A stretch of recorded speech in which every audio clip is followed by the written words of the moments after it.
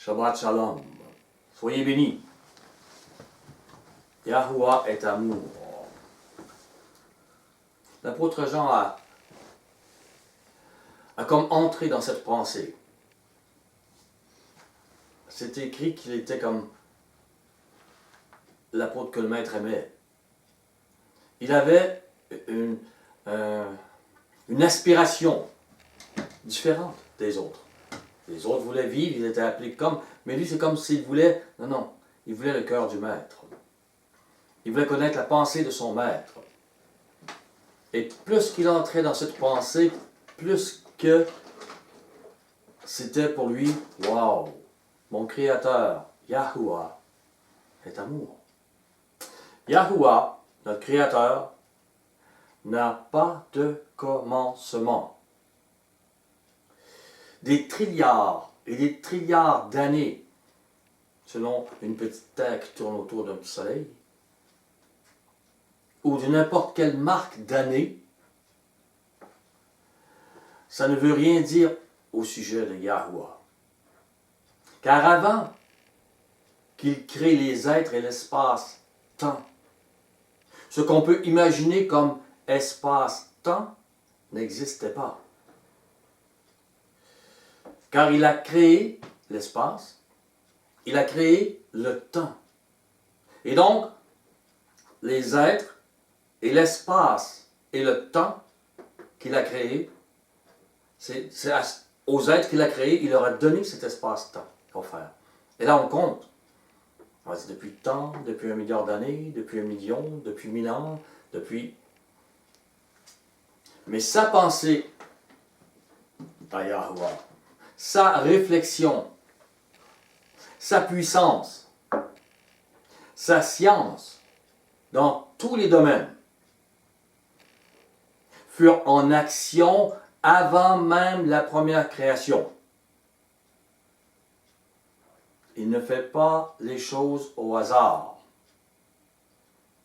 S'il veut qu'un être soit là, visible, tangible, avec des possibilités, autant angéliques que charnelles comme nous le sommes, il doit définir ce qui peut soutenir tout l'ensemble. Pour nous, on voit des atomes, des cellules, des molécules. Pour un ange, je ne sais pas c'est quoi. Mais c'est quelque chose. Et lui met en action ce quelque chose. Pour que des milliards de petits quelque chose forment un être. Nous, ça nous dépasse. Lui, dans sa science, il l'a fait déjà à l'avance. Avant de créer l'être humain, et ça, c'est bien longtemps après les anges, là.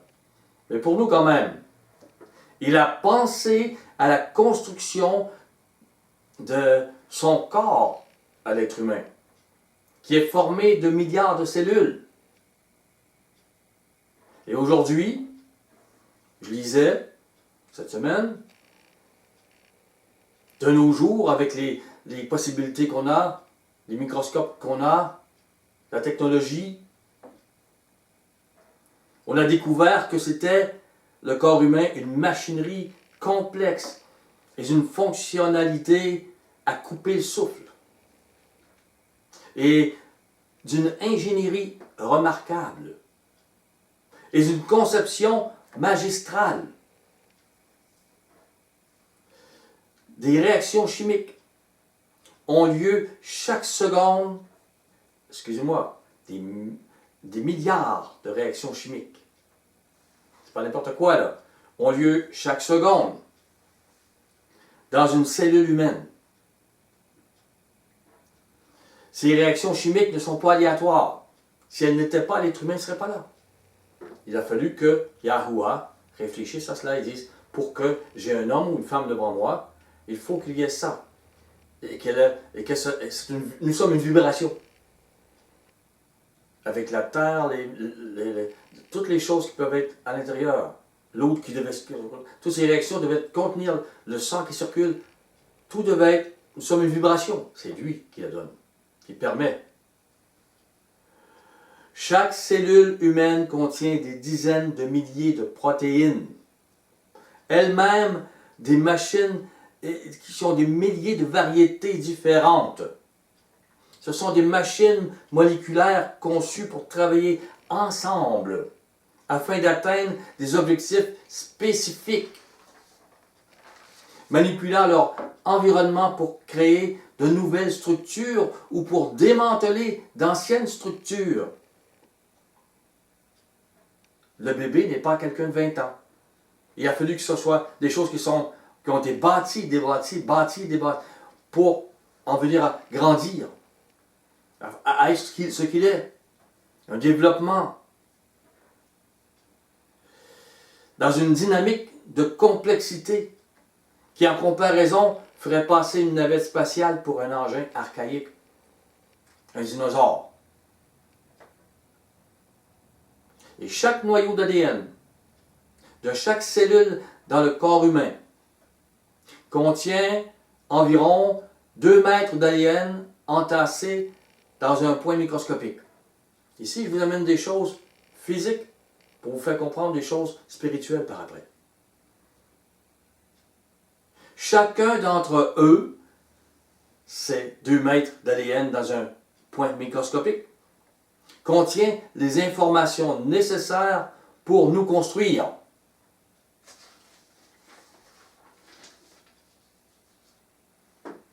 Et si je vous parle du problème de l'œil, parce que je vous parle de la science, je vous parle de la capacité de notre maître, je vous parle de comment il a réfléchi les choses avant que nous arrivions. Chaque œil est un système d'ingénierie, de précision, de détail, de perfection qui dépasse l'imagination. S'il manque un détail, on est aveugle. L'être humain a inventé les lunettes.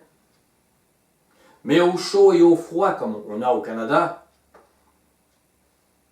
elles sont embuées. On les enlève, on ne voit plus rien. Mais pas les yeux. Ils sont protégés, lubrifiés. Leur pression est calculée. Quand ça ne va pas avec la pression, on le voit. Tout est parfait. Avant de créer l'humain, les animaux, les oiseaux, Yahuwah a tout calculé cela. Et toutes les cellules, les molécules qui devaient avoir la fonction de tenir le globe pour l'œil, le liquide à l'intérieur de l'œil, tenir l'iris, la lentille. Qui a inventé les lentilles, vous croyez? Pour les évolutionnistes, qu'ils prennent de la glaise. Faites une forme d'œil avec cette glaise. Et dites-vous, dans plusieurs millions d'années, cette glaise va donner un œil. Un œil parfait. Mais s'il avait fallu attendre l'évolution, tous les humains, tous les animaux, tous les oiseaux auraient eu de la glaise comme œil, auraient été aveugles pendant des milliers et des millions d'années. Cette glaise ne se perfectionne pas seule. Et je vous assure que quand quelqu'un est aveugle, c'est que la perfection de la création a été brisée. C'est pas l'inverse. Et l'aveugle ne recouvre pas la vue par évolution. Non. Il a une création parfaite et elle a été agencée avant. Dans la pensée du Tout-Puissant. Et c'est dans cette pensée que je vais vous faire entrer. Il est là près de vous. Imaginez-vous, vous êtes comme dans la terre est comme un œil. Vous êtes comme dans le liquide. Il a tout mis en perfection. Vous n'êtes pas un hasard. Comme dans votre œil, il n'y a pas de hasard. Yahuwah a calculé tous les paramètres, les besoins pour créer des multitudes d'anges et leurs habitations. Avant la création de l'homme, avant la création de la terre, il a en lui-même réfléchi toutes choses. Prenez avec moi Ézéchiel 1, verset 4. Je regardai, et voici, il vint du septentrion un vent impétueux, une grosse nuée et une gerbe de feu, qui répandait de tous côtés une lumière éclatante, au centre de laquelle brillait, comme de l'airain poli, un sortant du milieu du feu. Au centre encore apparaissaient 4 animaux, dont l'aspect avait une ressemblance humaine. Chacun d'eux avait 4 faces, chacun d'eux avait quatre ailes. Leurs pieds étaient droits, et la plante de leurs pieds était comme celle du pied d'un veau. Ils étincelaient comme de l'airain poli. Ils avaient des mains d'hommes sous les ailes, à leurs 4 côtés, et tous les 4 avaient leurs faces et leurs ailes. Leurs ailes étaient jointes l'une à l'autre. Ils ne se tournaient point en marchant, mais chacun marchait droit devant soi. Quant à la figure de leur face, ils avaient tous une face d'homme. Tous les 4 avaient une face de lion à droite, tous les 4 avaient une face de bœuf à gauche, et tous les 4 avaient une face d'aigle. Leurs faces et leurs ailes étaient séparées par le haut. 2 de leurs ailes étaient jointes l'une à l'autre, et 2 couvraient leur corps. Chacun marchait droit devant soi. Ils allaient où l'esprit les poussait à aller. Ils ne se tournaient point devant leur marche. Dans leur marche, excusez. L'aspect de ces animaux ressemblait à des charbons de feu ardent. C'était comme l'aspect des flambeaux, et ce feu circulait entre les animaux. Il jetait une lumière éclatante, ils en sortaient des éclairs, et les animaux couraient et revenaient comme la foudre. Je regardais ces animaux, et voici, il y avait une roue sur la terre. Comprenez? Il y a une relation entre ces animaux, entre votre création, entre ce qui arrive sur la terre, et ces roues sont des cycles dans lesquels vous êtes. Et tout ce qui se passe, le feu, les choses, et quand il met, plus tard au chapitre 10, il dit il va mettre des choses dans ces roues, il change ce que vous êtes, il change les temps, il change, c'est des cycles. Donc les roues sur terre près des animaux, devant leurs 4 faces, à leur aspect, à leur structure, ces roues, ces cycles semblaient être en chrysolite. Et toutes les 4 êtres avaient la même forme. Leur aspect et leur structure étaient tels que chaque roue paraissait être au milieu d'une autre roue. En cheminant, elles allaient de leur côté et elles ne se tournaient point dans leur marche. Imaginez la roue immense de la nature, la roue immense de tout ce qui se passe comme, et votre roue de votre vie à vous, des humains. Une roue dans une autre roue. Un cycle dans un autre cycle. Au verset 18, elles avaient une circonférence et une hauteur effrayantes. Et à leur circonférence, les 4 roues étaient remplies d'yeux tout autour. Quand les animaux marchaient, les roues cheminaient à côté d'eux. Et quand les animaux s'élevaient de terre, les roues s'élevaient aussi. Vous comprenez, les roues, les cycles, les 4 animaux, ils allaient où l'esprit les poussait d'aller. Et les roues s'élevaient avec eux, car l'esprit des animaux était dans les roues. Quand ils marchaient, elles marchaient. Quand ils s'arrêtaient, elles s'arrêtaient. Quand ils s'élevaient de terre, les roues s'élevaient avec eux, car l'esprit des animaux était dans les roues. Vous pouvez être inspiré par des démons. Vous pouvez être inspiré par des chérubins. L'esprit est dans les roues. Qu'eux autres même sont inspirés par le Tout-Puissant. Là où l'esprit ou la pensée du maître, tu vas là, ils vont là. Je n'avais pas mis ce verset, mais venez avec moi dans Ézéchiel 37. C'est quelque chose d'intéressant quand même. Il dit, au verset 3, parce qu'au verset 2, il montre, il me fut passé auprès d'eux, il me transporta par son esprit, au verset 1, me déposa au milieu d'une vallée remplie d'ossements. Tu as des eaux. Au verset 3, il dit, Fils de l'homme, ces eaux pourront-ils revivre? Ils vont revivre. Ce sont des gens qui ont vécu et qui vont revivre, chair et sang. Au verset 9, il dit, il me dit, prophétise et parle à l'Esprit.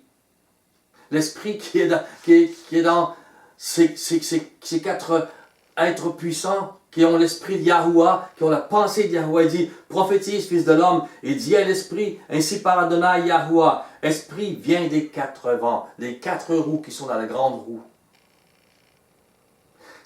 Rentre-les dans le cycle de vie. Esprit vient. C'est le maître qui a créé ces esprits, c'est le maître qui a créé ces chérubins. C'est le maître. On ne peut pas imaginer comment les choses sont.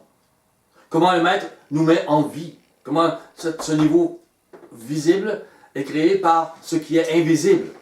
Mais le maître a tout mis ça en action. Maintenant,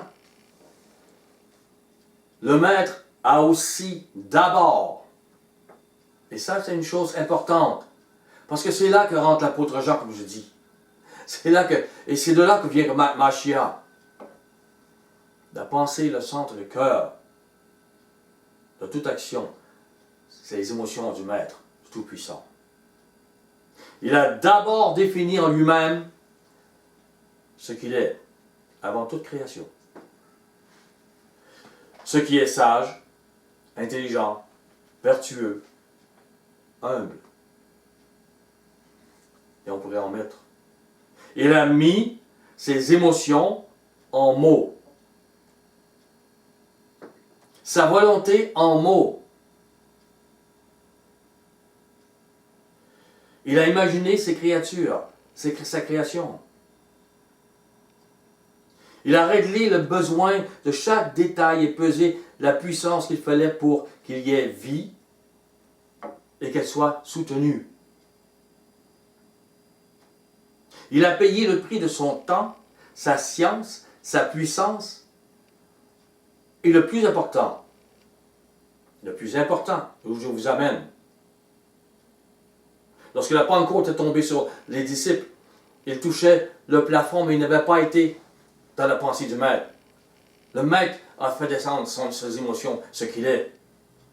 Et la puissance est arrivée. Mais ne recherchons pas la puissance, recherchons la pensée du Maître. Ce qu'il veut faire sera après. Le plus important donc, cet amour qui prédomine toutes ses actions et qui font partie de lui-même. La profondeur de ses émotions dépasse la puissance intellectuelle de ceux qu'il a créés. Et c'est là sans doute le problème. Lorsque Lucifer est tombé, il n'a pas compris cette grandeur d'amour-là. Tout ce qu'il a reçu, un jour il en a fait de l'orgueil. Il a vendu sa beauté pour cet orgueil-là. Vouloir ce que le Maître a, sans comprendre ce qu'est l'amour, l'humilité. Il a mis ses émotions en mots, en rouleaux. Mais il l'a mis aussi dans une personne. Prenez conscience que lorsque Yahuwah parle, déjà il a planifié en lui-même tous les besoins et la puissance que cela prend pour le réaliser. Sa parole, Mashiach, qu'elle est devenue ou un prophète dans la Bible, par après, parmi nous, ne fait que dire ce que la pensée de Yahuwah va réaliser. Cette pensée simple, provenant de la profondeur de ce qu'il est. Il est esprit. La profondeur de ce qu'est Yahuwah. Et cette pensée que l'on nomme le Saint-Esprit. L'Esprit du Tout-Puissant. Yahuwah est esprit. Il est pensée. Ses pensées sont vérité. Ces vérités sont basées sur ses émotions, qui sont pures, bonnes, justes et vraies. Vous n'irez pas à côté. Si vous avez autre chose, c'est que ça vient de l'ennemi. Le mensonge, la méchanceté, toutes ces choses, la ruse. Ce n'est pas de lui.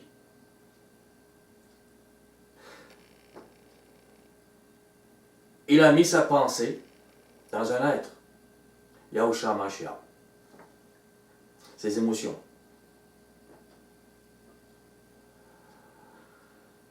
On voit ici, dans le prophète Ézéchiel, je reviens, je ne l'ai pas écrit. Il dit, prophétisez, dis à ces eaux que, parmi les eaux qui vont apparaître, il y aura peut-être des rois, il y aura peut-être des armées, il y aura peut-être, qui vont peut-être être plus puissants que le prophète qui est là. Mais la parole est donnée à. Un peu comme pour, comprenez-moi, Samuel sur terre était comme le dernier juge. La parole du maître sur terre. Et les Israélites ont voulu un roi. Le maître aurait pu prendre Samuel et dire, tu es le roi. Et tout aurait été dit, parce qu'il était inspiré par le maître. Il a dit, non, tu demeures humble, maintenant l'autorité, ce que tu es, je le donne à Saül, je le donne à David, je le donne à... Et même Samuel est devenu, même s'il était le plus proche, il était inspiré, il est devenu... C'était pas celui qui, même si on peut dire était roi en Israël quand même, mais pas celui à qui on donne les armées. Le maître a fait ces choses dans les cieux, parce qu'il est humble. Il a mis sa parole, la sagesse, elle a tout créé. Mais ça ne veut pas dire qu'il était celui qui a été le chef de toutes les armées. Comprenez-moi.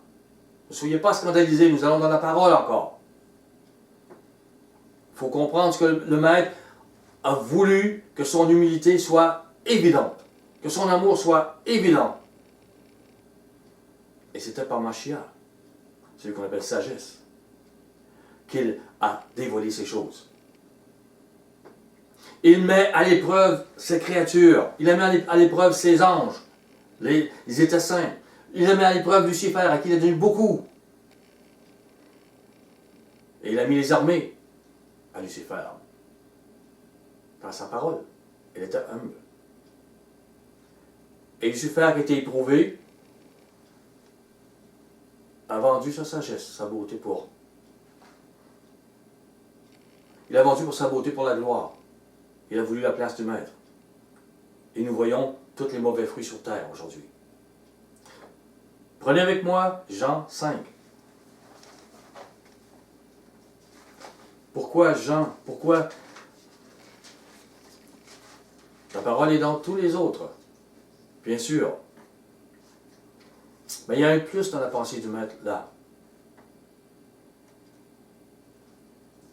Jean 5, verset 19.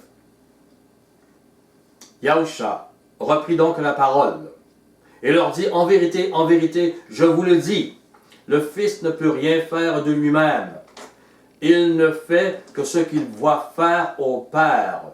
Et tout ce que le Père fait, le Fils aussi le fait pareillement. Le Fils est le reflet du Père, nous dit Hébreu 1. Verset 3, je crois. Il est sa parole vivante. Ce que le Père dit, il le dit. Ce que le Père est, il le révèle aux autres. Il le voit. Jean 6, verset 38. Car je suis descendu du ciel pour faire non ma volonté, mais la volonté de celui qui m'a envoyé. Verset 57. Comme le Père qui est vivant m'a envoyé, et que je vis par le Père. Yahusha, même s'il n'était pas même humain, a toujours vécu par le Père. C'est pourquoi c'est le Père et le Père. Il n'y a pas deux Pères dans les cieux. Le Père et le Fils par lequel le Fils vit par le Père. Ainsi, celui qui me mange vivra par moi. Si vous êtes dans son amour, qui lui est dans l'amour du Père, vous vivrez dans cet amour. Dans ce qu'il est. Au Jean 8, verset 28.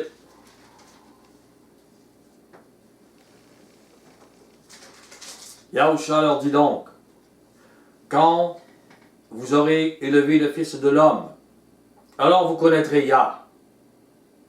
Pour vous, c'est écrit que je suis, mais c'est écrit Yah en réalité. Vous connaîtrez le Père, vous connaîtrez ce que je suis, parce que si vous connaissez ce que je suis, vous connaîtrez les émotions du Père, ce qu'il est. et que je ne fais rien de moi-même, mais que je parle selon ce que le Père m'a enseigné. Vous voulez l'enseignement du Père, pur, le cœur de ce qu'il est. Écoutez ce que Mashiach a dit, ce qu'il est écrit là.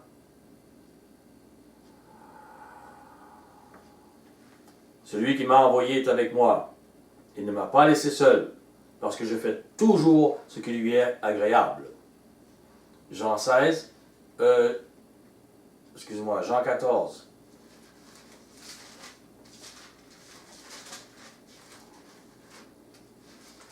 Verset 6.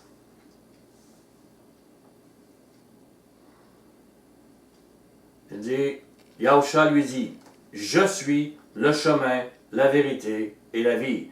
Nul ne vient au Père que par moi. Est-ce que ça peut être plus clair que ça? Il est dans le cœur des émotions du Père. Il est celui qui est sorti et qui amène ses émotions vers nous et sa volonté. Si vous me connaissiez, vous connaîtriez aussi mon Père. Il ne veut pas dire que physiquement vous pourriez le voir, mais émotionnellement vous pourriez le connaître. Dès maintenant vous le connaissez et vous l'avez vu. Vous avez vu ses émotions en action, sa parole en action, par Mashiach. Philippe lui dit, Maître, il ne comprend pas là, montre-nous le Père. Et cela nous suffit. Nous suffit, oui. Et il est au plafond, il ne voit pas par-dessus le plafond, il ne voit pas dans l'émotion du Maître. Yahusha lui dit, il y a si longtemps que je suis avec vous, il y a si longtemps que mes émotions, mon reflet sont là pour vous, que je vous parle par Mashiach, et tu ne m'as pas connu, Philippe. Celui qui m'a vu a vu le Père. Comment dis-tu, montre-nous le Père? Ne crois-tu pas que je suis dans le Père et que le Père est en moi? Les paroles que je vous dis, je ne les dis pas de moi-même. Et le Père qui demeure en moi, c'est lui qui fait les œuvres. Croyez-moi, je suis dans le Père et le Père est en moi. Sinon, croyez du moins à cause de mes œuvres. Verset 22. Jude, non pas l'Iscariote, lui dit, Maître, d'où vient que tu te feras connaître à nous, et non au monde? Yahusha lui répondit, si quelqu'un m'aime, il gardera ma parole. Il gardera tout ce que Mashiach a dit. Il va en boire, il va en vivre. Et il va entrer dans un autre niveau que le niveau qu'il voit aujourd'hui, aussi religieux qu'il peut être. Parce que la religion met souvent un voile épais qui empêche d'entrer dans cette émotion-là, dans cette vie. Et mon Père l'aimera. Nous viendrons à lui. Nous ferons notre demeure chez lui. Celui qui ne m'aime pas ne garde point mes paroles. Et la parole que vous entendez n'est pas de moi, mais du Père qui m'a envoyé. C'est dans ces paroles, dans ces émotions, que j'espère vous faire entrer, que j'espère vous faire, que votre esprit puisse entrer en contact avec la pensée même du Tout-Puissant. La pensée même du Tout-Puissant est venue parmi nous. Nous devons cesser de raisonner selon ce monde. Et de raisonner selon nos pensées et de raisonner selon sa pensée. Jean 16, verset 7. Cependant, je vous dis la vérité, il vous est avantageux que je m'en aille. Car si je ne m'en vais pas, le Consolateur ne viendra pas vers vous. Mais si je m'en vais, je vous l'enverrai. Ce Consolateur est celui qui est arrivé à la Pentecôte, qui est demeuré parmi les premiers apôtres et les premières églises. Ce Consolateur était celui qui a permis justement de rencontrer la présence du Père, ses émotions, ce qu'il est, d'entendre sa voix résonner en eux, les transformer. Selon la structure sacrificielle dans les cieux, Yahusha devait présenter son sang pour que l'on puisse avoir cette relation. Et je vous appelle à cela parce que ce sang est là encore et on peut avoir cette relation.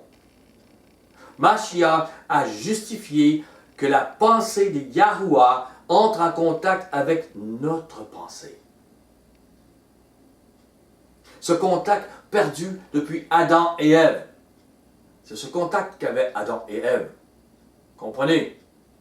C'est ce contact qu'il a regagné pour nous. Son sang a justifié cela. Si vous n'avez pas cela, cherchez, pleurez, criez. Parce que tout ce que vous faites religieusement vaut zéro. Si vous êtes avec le Maître, vous ferez tout par son amour. Mais vous pouvez faire tout ce que vous voulez. Vous pouvez vendre votre maison, la donner aux pauvres. S'il n'y a pas cet amour et cette pensée, vous n'êtes pas avec lui. Vous faites zéro. Hébreux 9. Dernier chapitre. Le dernier verset. Au verset 11. Hébreux 9. Mais Mashiach est venu comme souverain sacrificateur des biens à venir. Il a traversé le tabernacle plus grand et plus parfait qui n'est pas construit de main d'homme, c'est-à-dire qui n'est pas de cette création. Et il est entré une fois pour toutes dans le lieu très saint, non avec le sang des boucs et des veaux, mais avec son propre sang, ayant obtenu une rédemption éternelle. Car si le sang des taureaux et des boucs et la cendre d'une vache répandue sur ceux qui sont souillés sanctifie et procure la pureté de la chair, combien plus le sang de Mashiach, qui, par l'Esprit éternel, l'Esprit de Yahuwah, s'est offert lui-même sans tâche à Yahuwah, purifiera-t-il votre conscience des œuvres mortes, afin que vous serviez l'Élohim vivant. Son sang purifie notre conscience, car il justifie que la pensée de Yahuwah, son amour, sa vérité, sa sainteté, entre en contact avec notre pensée pour la justifier et marcher avec lui. C'est ce qu'Adam et Ève ont perdu. C'est ce que Mashiach a regagné pour nous.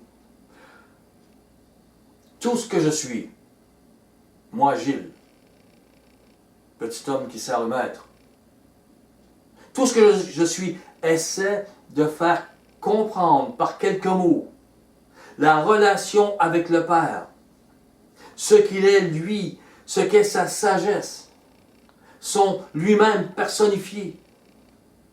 Yahusha Mashiach venu parmi nous. Soyez bénis, je vous aime.